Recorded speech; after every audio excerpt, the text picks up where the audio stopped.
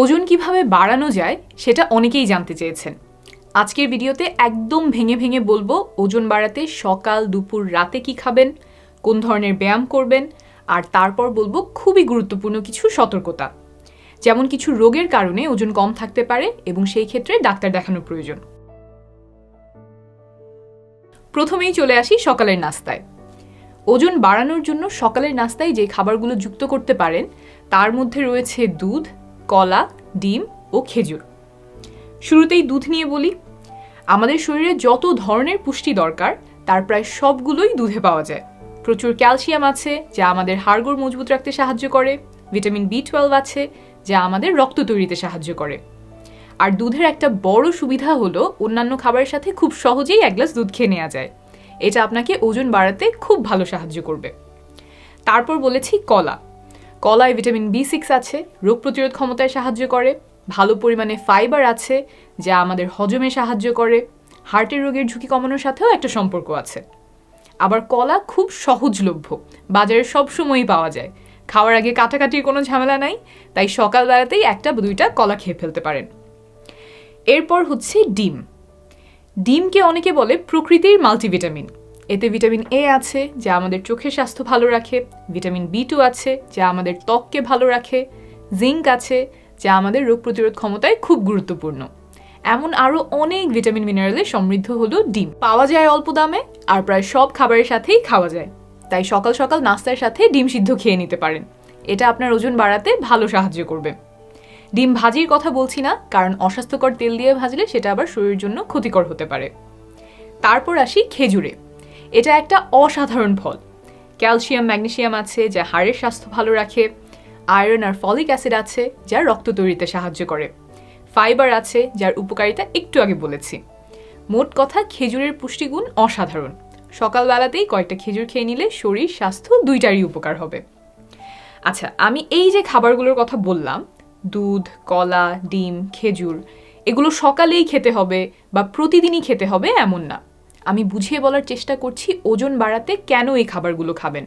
মোটামুটি সহজলভ্য এবং স্বাস্থ্যকর খাবারগুলোর কথা বলছি। বুঝে নিলে আপনি প্রতিদিন এর মধ্যে থেকে একটা দুইটা খাবার সুবিধা মতো যুক্ত করতে পারবেন।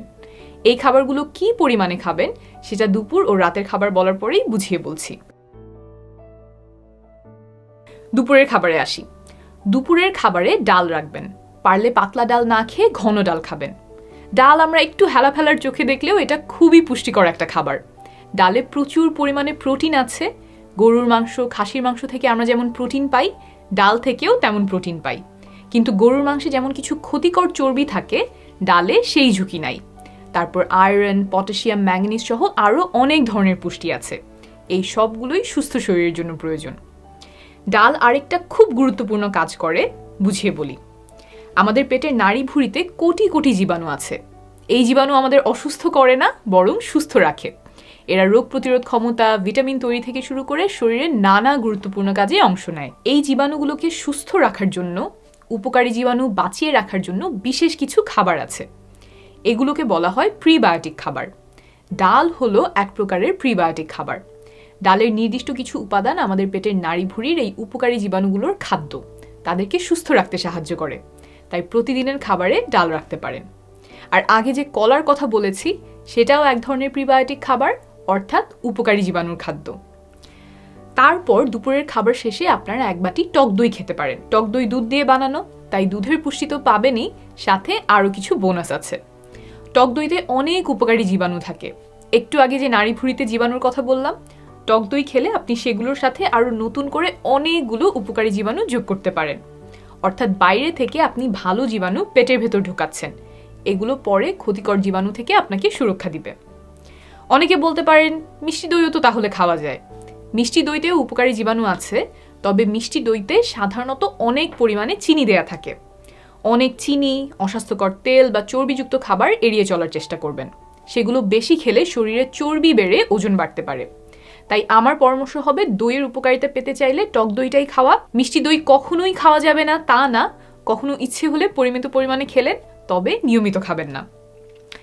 তারপর দুপুরের খাবারে মুরগির মাংস রাখতে পারেন। সাধারণত যদি আপনি 1 টুকরা খান, এখন 2 টুকরা করে খাওয়ার চেষ্টা করেন। আপনাকে অনেকে গরুর মাংস, খাসির মাংস বেশি করে খাওয়ার কথা বলতে পারে। গরুর মাংস, খাসির মাংস খেয়ে ওজন বাড়ানো সম্ভব, তবে আমি এগুলো নিয়মিত খাওয়ার পরামর্শ দিব না। এগুলোর সাথে নানা ধরনের স্বাস্থ্য ঝুঁকি আছে, তাই ওজন বাড়ানোর সময়ও এগুলো পরিমিত পরিমাণে খাওয়াই ভালো। গরুর মাংস, খাসির মাংস থেকে যে প্রোটিন আসতো, মুরগির মাংস, ডিম, ডাল থেকে আপনি তা অনায়াসেই পেয়ে যাবেন। এখন আসি রাতের খাবারে। দুপুরে যে খাবারগুলোর কথা বললাম সেটা রাতের জন্যও প্রযোজ্য। দুপুরে ব্যস্ততা বা বাসার বাইরে থাকার কারণে যদি কিছু মিস হয়ে যায়, তার রাতের খাবারে যোগ করার একটা সুযোগ থাকে। এবার আসি কিছু নাস্তার আইটেমে। ওজন বাড়ানোর সময় একটা খুব ভালো নাস্তা হচ্ছে বাদাম। যে কোনো ধরনের বাদাম খেতে পারেন, চীনা বাদাম, কাঠবাদাম, কাজু বাদাম, পেস্তা বাদাম, যেইটা আপনার জন্য সুবিধা হয়। বাদামে স্বাস্থ্যকর ফ্যাট আছে, অনেক ধরনের মিনারেল, ভিটামিন, ফাইবার আছে। এটাও একটা প্রিবায়োটিক খাবার, অর্থাৎ পেটের নাড়িভুঁড়িতে উপকারী জীবাণুকে সুস্থ রাখে। তাই ওজন বাড়ানোর জন্য নাস্তায় কয়েকটা বাদাম খেতে পারেন। দুপুরে রাতে খাবারের পরেও খেতে পারেন। কেনার সময় খেয়াল রাখবেন এটাতে যাতে অন্য কিছু মেশানো না থাকে, যেমন চিনি, লবণ ইত্যাদি। বিশেষ করে যারা দেশের বাইরে থাকেন তারা এটা খেয়াল রাখবেন, কারণ বাজারে অনেক ধরনের চিনি, লবণ মেশানো বাদাম প্যাকেটে কিনতে পাওয়া যায়। তারপর নাস্তার জন্য বাদামের সাথে কিশমিশ মিশিয়ে খেতে পারেন। কিশমিশ যেহেতু আঙুর ফল শুকিয়ে বানানো হয়, অল্প পরিমাণ কিশমিশেই অনেক ভিটামিন আর মিনারেল থাকে। তবে কিশমিশ খেলে কারো কারো দাঁতের সমস্যা দেখা দিতে পারে, সেটা ঠেকাতে কিশমিশ খালি খালি না খেয়ে বাদাম বা টক দইয়ের সাথে মিশিয়ে খাবেন। কিশমিশ খাবারে যোগ করতে পারলে ওজন বাড়াতে সেটাও অনেক সহায়তা করবে। ওজন বাড়ানোর আরেকটা উপায় হলো খাবারের সাথে বিভিন্ন ধরনের বীজ যুক্ত করা।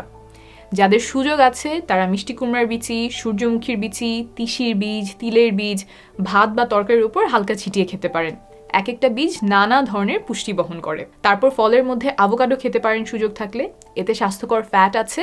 দেশে এই ফলটা সহজে পাওয়া যায় না, পেলেও অনেক দাম। দেশের বাইরে থেকে অনেকেই আমার ভিডিও দেখেন, আপনাদের বাজারে সহজে পাওয়া গেলে এটাও মেনুতে রাখতে পারেন। অনেকেই ওজন বাড়ানোর জন্য সাগুদানা বা কাস্টার্ড পুডিং খাওয়ার কথা বলেন। এগুলো খেয়ে ওজন বাড়ানো সম্ভব, তবে আমি এগুলোর পরামর্শ দেই না। কেন দেই না? প্রথমে আসি সাগুতে। সাগু প্রায় পুরোটাই শর্করা, অর্থাৎ শুধুমাত্র এক ধরনের পুষ্টি উপাদান বেশি পরিমাণে থাকে। 100 গ্রাম সাগুদানায় প্রোটিন আর ফ্যাটের পরিমাণ 1 গ্রামের থেকেও কম থাকে, আর ভিটামিন, মিনারেল থাকে খুব অল্প। তাই এটা খুব পুষ্টিকর একটা খাবার না। এটা নিয়মিত খেলে ওজন বাড়তে পারে, তবে পুষ্টির ঘাটতি থেকে যাওয়ার একটা সম্ভাবনা থাকে। তার চেয়ে বরং যে খাবারে ওজন বাড়ে আর পুষ্টিও অনেক, সেগুলো খেয়ে ওজন বাড়ানো শ্রেয়। তারপর আসি কাস্টার্ড পুডিংয়ে। এগুলোতেও সাধারণত অনেক পরিমাণে চিনি দেয়া থাকে। একটু আগে মিষ্টি দই নিয়ে যা বললাম, এখানেও তাই। অতিরিক্ত চিনি বা তেল চর্বিযুক্ত খাবার যা আমাদের স্বাস্থ্যের জন্য ক্ষতিকর, সেটা ওজন বাড়ানোর সময়ও এড়িয়ে চলা ভালো। না হলে শরীরে চর্বি জমে ওজন বাড়ার সম্ভাবনা থাকে। আপনি যদি চিনি ছাড়া শুধু ডিম, দুধ, ফলমূল দিয়ে কাস্টার্ড বা পুডিং বানিয়ে খেতে চান, সেটা খেতেই পারেন। তাহলে 3 বেলার খাবার ও নাস্তার কথা বললাম, এখন বলছি এই খাবারগুলো কি পরিমাণে খাবেন। আমি অনেকগুলো খাবারের কথা বলেছি, এর মধ্যে সবার সবকিছু ভালো লাগবে তা না। বাসায় কোনো বেলায় একটা থাকবে তো আরেকটা থাকবে না। আমি দেখিয়ে দিচ্ছি কোন খাবারের কতটুকু পরিমাণে কত ক্যালোরি থাকে।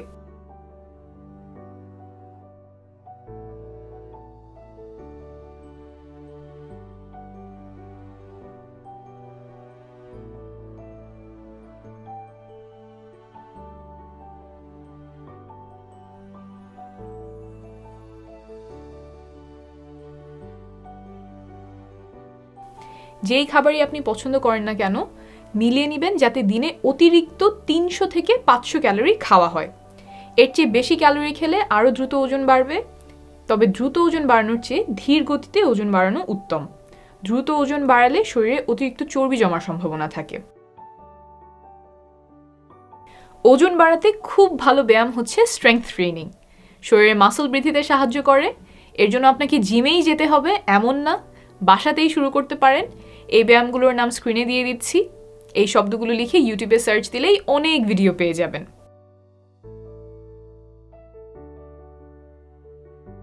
অনেকে ভাবতে পারেন যে ব্যায়াম করলে তো শরীরের শক্তি খরচ হয়ে যাচ্ছে, ক্যালোরি বার্ন হয়ে যাচ্ছে, তাই ওজন বাড়ানোর সময় বোধহয় ব্যায়াম করার দরকার নাই। এমন চিন্তা পোষণ করবেন না। ওজন বাড়ানোর সময়ও আপনি নিয়মিত ব্যায়াম করবেন, তাহলে অতিরিক্ত ক্যালোরি খাওয়ার ফলে শরীরে শুধু চর্বি জমার সম্ভাবনা কমবে। কতক্ষণ ব্যায়াম করবেন? একজন প্রাপ্তবয়স্ক মানুষের সুস্থ থাকার জন্য সপ্তাহে অন্তত 2.5 ঘন্টা ব্যায়াম করা প্রয়োজন। ব্যায়াম করার অভ্যাস একদমই না থাকলে অল্প অল্প করে শুরু করবেন, তবে এটা খুবই গুরুত্বপূর্ণ। ওজন বাড়ানোর জন্য খাবারে পরিবর্তন আনার পাশাপাশি অবশ্যই ব্যায়াম করবেন। এবার আসি সতর্কতায়। এটা একটু মনোযোগ দিয়ে শুনবেন। প্রথম সতর্কতা হলো আপনার ওজন বাড়ানো দরকার কিনা সেটা বোঝা। যাদের ওজন স্বাভাবিকের চেয়ে কম তাদের ওজন বাড়িয়ে স্বাভাবিকে আনা প্রয়োজন, কারণ অল্প ওজনে নানাবিধ স্বাস্থ্য সমস্যা হতে পারে, যেমন রোগ প্রতিরোধ ক্ষমতা দুর্বল হওয়া, অপুষ্টিতে ভোগা, সারাক্ষণ ক্লান্ত লাগা, মেয়েদের মাসিক বন্ধ হয়ে যাওয়া ইত্যাদি। 2, কিছু রোগের কারণে ওজন কম হতে পারে, সেই ক্ষেত্রে চিকিৎসা প্রয়োজন। এসব রোগ কি কি? শারীরিক কিছু রোগ আছে, যেমন থাইরয়েডের সমস্যা, ডায়াবেটিস ইত্যাদি। আবার কিছু মানসিক রোগের কারণেও ওজন কমে যেতে পারে, যেমন ডিপ্রেশন, অ্যানোরেক্সিয়া, বুলিমিয়া। তাই ওজন বাড়ানোর চেষ্টা করার আগে প্রথমেই আপনি একজন চিকিৎসকের পরামর্শ নেবেন। শারীরিক বা মানসিক কোনো অসুস্থতার কারণে আপনার ওজন কম কিনা সেটা তিনি খতিয়ে দেখতে পারবেন। আবার যদি মনে হয় কোনো সমস্যার কারণে খেতে পারছেন না ঠিকমতো, যেমন মুখে অরুচি, মুখে ঘা, খাওয়ার পরে পেটে অস্বস্তি হওয়া, পেট ফাঁপা লাগা, ব্যথা করা, খাবার গিলতে কষ্ট হওয়া, মনে হয় খাবার গলায় আটকে থাকে, খাবার গিলতে ব্যথা করা, অল্প খাবার খেয়ে পেট ভরে গেছে এমন মনে হওয়া, খুব ক্লান্ত লাগা, কিছুদিন পর পর অসুস্থ হয়ে পড়া, পায়খানার অভ্যাসে পরিবর্তন আসা, যেমন মনে হয় আগের চেয়ে বেশি বার করে যাওয়া লাগছে, এমন সমস্যা দেখা দিলে অবশ্যই একজন চিকিৎসকের পরামর্শ নেবেন। এগুলো কোনো গুরুতর রোগের লক্ষণ কিনা সেটা তিনি যাচাই করে দেখবেন। এখানে একটা বিশেষ গুরুত্বপূর্ণ কথা, বিনা কারণে ওজন কমে যেতে থাকলে, যদি মনে হয় কোনো কারণ ছাড়া, কোনো চেষ্টা ছাড়া আপনার ওজন কমে যাচ্ছে, তাহলে হেলাফেলা না করে যত দ্রুত সম্ভব চিকিৎসকের পরামর্শ নেবেন। এটা ক্যান্সারের একটা অন্যতম লক্ষণ, তাই এটা বিশেষভাবে মনে রাখবেন। 3, ওজন বাড়ানোর জন্য নিজে নিজে কোনো ওষুধ খাবেন না। কেউ কেউ আপনাকে টাকার বিনিময়ে মোটা হওয়ার ওষুধ ছাড়তে পারে, সেগুলো এড়িয়ে চলবেন। পারলে একজন ডায়েটিশিয়ানের সাথে পরামর্শ করে নেবেন। 4, খাবারের পরিমাণ আর ধরনের পরিবর্তন আনলে অনেক সময় গ্যাসের সমস্যা দেখা দিতে পারে। খাবারের পরিবর্তনগুলো আস্তে আস্তে আনবেন। যেসব খাবারে ফাইবার আছে, যেমন ফলমূল, ডাল, বাদাম, শাকসবজি, এগুলোর পরিমাণ বাড়ানোর সাথে সাথে পানি আর পানি জাতীয় খাবারের পরিমাণ বাড়াবেন। তারপরও যেই খাবারগুলোতে মনে হচ্ছে গ্যাসের সমস্যা দেখা দিচ্ছে, সেগুলো এড়িয়ে চলবেন।